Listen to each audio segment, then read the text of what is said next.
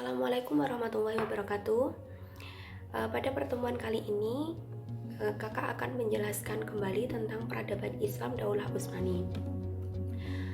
Nah, sebelum kalian menonton video ini, kalian juga bisa sambil menyimak PPT yang sudah kakak kirim di grup Telegram ya. Nah, jadi pada pembahasan kali ini nanti akan dibahas yang pertama itu tentang lahirnya Daulah Utsmani. Kemudian yang kedua ada strategi dan kebijakan pemerintah Daulah Utsmani. Kemudian yang ketiga ada kemajuan peradaban Islam Daulah Utsmani. Dan yang keempat ada kemunduran peradaban Islam Daulah Utsmani. Tentang Turki Utsmani. Nah, jadi Turki Utsmani ini atau namanya diambilkan dari pendirinya yang pertama, yakni Utsman Ghazi yang merupakan putra dari Ertugrul. Nah, dinasti Turki Utsmani ini merupakan salah satu kerajaan terbesar dari 3 kerajaan. Jadi yang pertama itu ada kerajaan Safawi di Persia, kedua ada kerajaan Mughal di India, dan yang ketiga ada kerajaan Turki Utsmani di Turki. Nah, Turki Utsmani ini mencapai puncak kejayaan ketika dipimpin oleh Sultan Sulaiman Al-Qanuni, yakni pada tahun 1520 sampai 1566 Masehi. Nah, Turki Utsmani ini menguasai 3 benua, yakni Asia, Eropa, dan juga Afrika. Kenapa? Karena letak dari Turki itu sendiri adalah berbatasan dengan Asia dan juga Eropa. Pusat pemerintahan Turki Utsmani itu sendiri sering berubah-ubah. Jadi yang pertama itu ada di Hisar, kemudian yang kedua ada di Edirne, dan yang ketiga sampai sekarang itu ada di Istanbul. Awal mula berdirinya Turki Utsmani. Nah, jadi Turki Utsmani ini pada awalnya itu merupakan sebuah suku Kayi yang terletak di Turki Barat yang merupakan kabilah Oghuz yang dipimpin oleh Sulaiman Shah. Nah, Sulaiman Shah ini memiliki 4 putra, yakni yang pertama itu ada San Kurtagin, Tongday, Ertugrul, dan juga Dandan. Nah, ternyata pada saat itu tempat mereka itu diserang oleh tentara Mongol yang dipimpin oleh Genghis Khan. Akhirnya Sulaiman ini meminta bantuan ke Transoxania, yakni yang dipimpin oleh Jalaluddin Mungurupiti. Nah, akan tetapi ternyata di sana itu juga bisa dikuasai oleh Mongol. Akhirnya Sulaiman ini mencari tempat yang aman, yakni ingin pergi ke Syam. Nah, ternyata di tengah-tengah perjalanan itu dia mengalami atau terkena bencana, yaitu hanyut karena derasnya sungai. Akhirnya dia meninggal. Nah, keempat putranya ini akhirnya terpecah menjadi 2, yang pertama, yakni San Kurtagin dan Tongday itu ingin kembali ke daerahnya karena sudah tidak dikuasai oleh Mongol. Kemudian yang Ertugrul dan juga Dandan itu ingin melanjutkan ke Asia sampai ke Anatolia. Nah, ternyata di sana itu ada seorang penguasa yang namanya itu Sultan Alauddin yang diserang oleh tentara Mongol. Akhirnya Ertugrul itu membantu Sultan Alauddin yang berasal dari Seljuk Rum dan akhirnya bisa memenangkan pertarungan itu. Nah, karena merasa dibantu Sultan Alauddin karena jasanya Ertugrul ini, akhirnya Sultan Alauddin memberikan sebuah wilayah kepada Ertugrul. Dan nah, Ertugrul sempat mendapatkan gelar Mukodimah Sultan atau tentara pelopor sultan, dan juga mendapatkan gelar Sultan Ogi atau Kening Sultan. Nah, kemudian pada tahun 1288 Masehi ternyata Ertugrul meninggal dan kemudian digantikan oleh putranya, yakni Utsman. Nah, pada saat itu pada tahun ke 1299 Masehi, Seljuk Rum itu diserang lagi oleh tentara Mongol yang dipimpin oleh Ghazan Khan.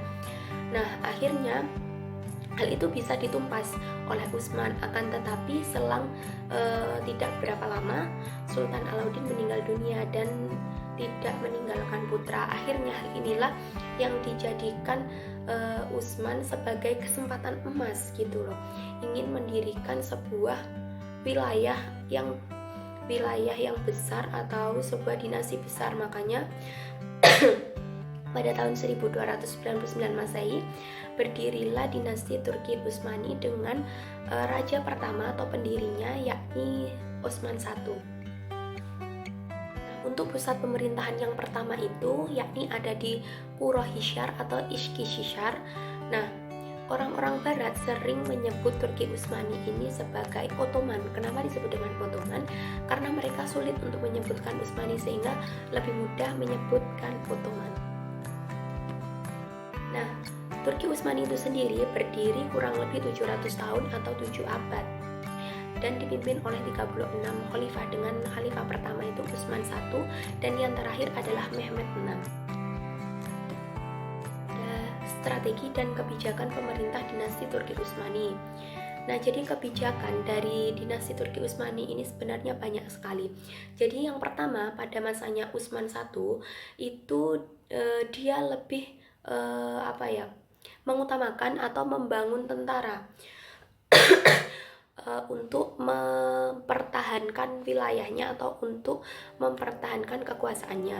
Kemudian yang kedua ada Orhan. Orhan ini merupakan putra dari Utsman dan kebijakan atau strategi yang dia lakukan adalah memindahkan ibu kota dari Kuroh ke Bursa.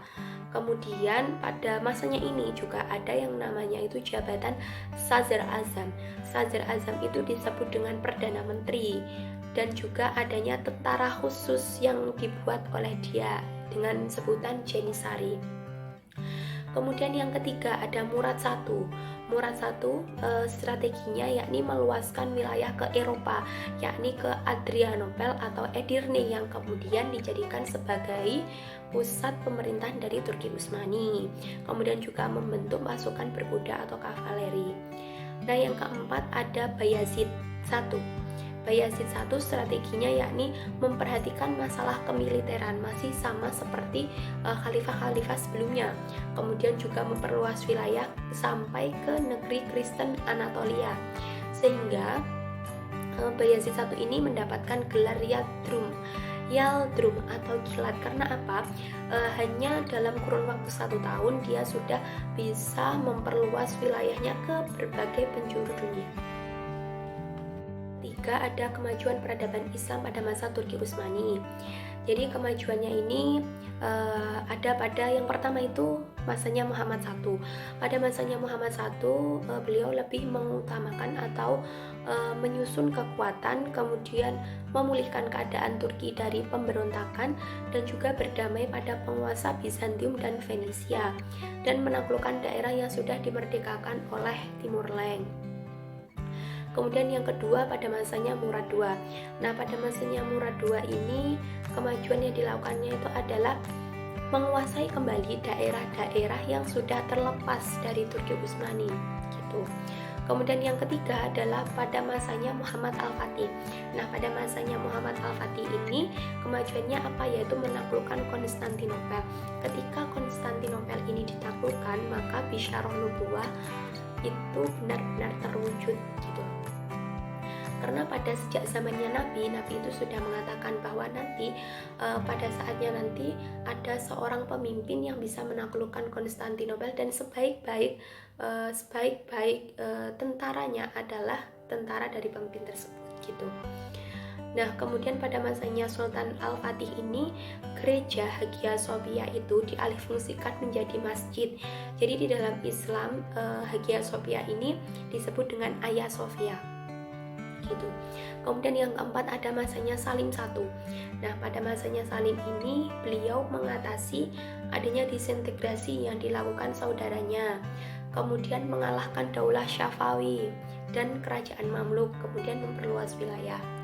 Dan yang kelima itu ada pada masanya Sulaiman Al-Qanuni. Nah, pada masanya Sulaiman Al-Qanuni ini kerajaan Turki Utsmani menjadi mengalami pusat kemajuan.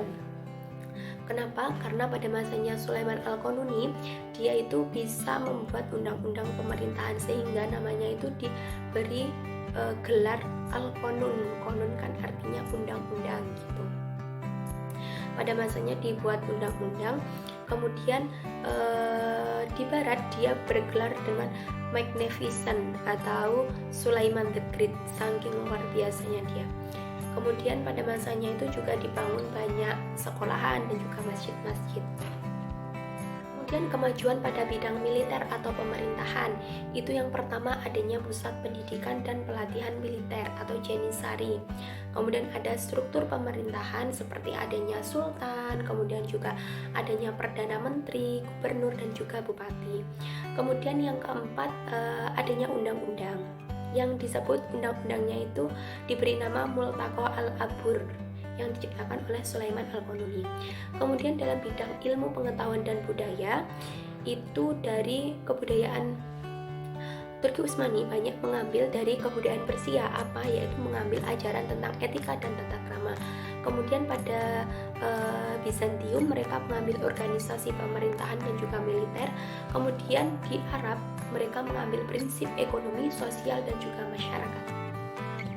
Kemudian pada bidang keagamaan, itu kerajaan sangat terikat dengan agama, sehingga fatwa ulama menjadi hukum. Nah, jadi semisal, karena kan banyak ya, itu para khalifah yang memiliki murabi atau guru. Jadi kayak semisal contohnya, itu Utsman I memiliki gurunya namanya Syekh Edebali. Kemudian Khalifah Muhammad Al-Fatih itu juga mempunyai murabi yang namanya itu adalah Syekh Samsudin. Jadi ketika mereka ingin atau mendapatkan saran, itu mereka pasti akan meminta saran kepada murabi mereka. Jadi fatwa-fatwa mereka itu kayak seperti dijadikan hukum gitu loh oleh para khalifah. Faktor kemajuan dari Turki Utsmani itu yang pertama adalah Turki Utsmani itu merupakan bangsa yang penuh semangat, memiliki jiwa besar dan kuat. Kemudian menghuni tempat yang strategis gitu. Konstantinopel itu berada di antara Asia dan juga Eropa. Kemudian yang ketiga, diterapkan sistem pemberian hadiah kepada tentara yang berjasa. Kemudian yang keempat, dihilangkan praktik diskriminasi. Dan yang terakhir itu semua penduduk diberi kebebasan menjalankan kepercayaan masing-masing. Kemudian tokoh penting dari dinasti Turki Utsmani. Jadi yang akan dibahas ini hanya ada dua, yakni Sultan Muhammad Al-Fatih atau Mehmed II dan juga Sulaiman Al-Qanuni. Nah, Muhammad Al-Fatih ini lahir pada tahun 1432 di Edirne. Dia itu merupakan anak dari Sultan Murad II dan Humayun. Mehmed ini merupakan penguasa Utsmani ke-7 yang berkuasa pada tahun 1444 sampai 1446.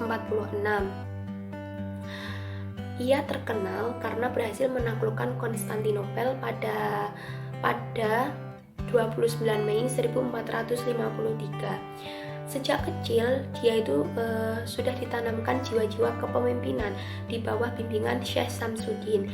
Semenjak balik, Mehmed tidak pernah meninggalkan sholat rawatib dan juga tahajud. Pada usia 21 tahun, dia menjadi gubernur di ibu kota dan menguasai 7 bahasa pada usia 23 tahun. Nah, kemudian ada Sulaiman Al-Qanuni. Sulaiman Al-Qanuni merupakan Sultan Turki Utsmani ke-10 yang berkuasa dari tahun 1520 hingga 1566. Beliau mendapat julukan Solomon the Magnificent, Solomon the Great, atau Sulaiman yang luar biasa. Jasanya itu adalah membuat perundang-undangan dan memperluas wilayah sampai ke Eropa. Dia berkuasa selama 46 tahun. Sulaiman juga mendirikan universitas yang diberi nama Universitas As-Sulaimaniyah. Yang terakhir ada faktor kemunduran dari Turki Utsmani. Jadi faktor kemunduran dari Turki Utsmani itu ada 3. Yang pertama adalah para penguasa yang lemah dan kemerosotan akhlak.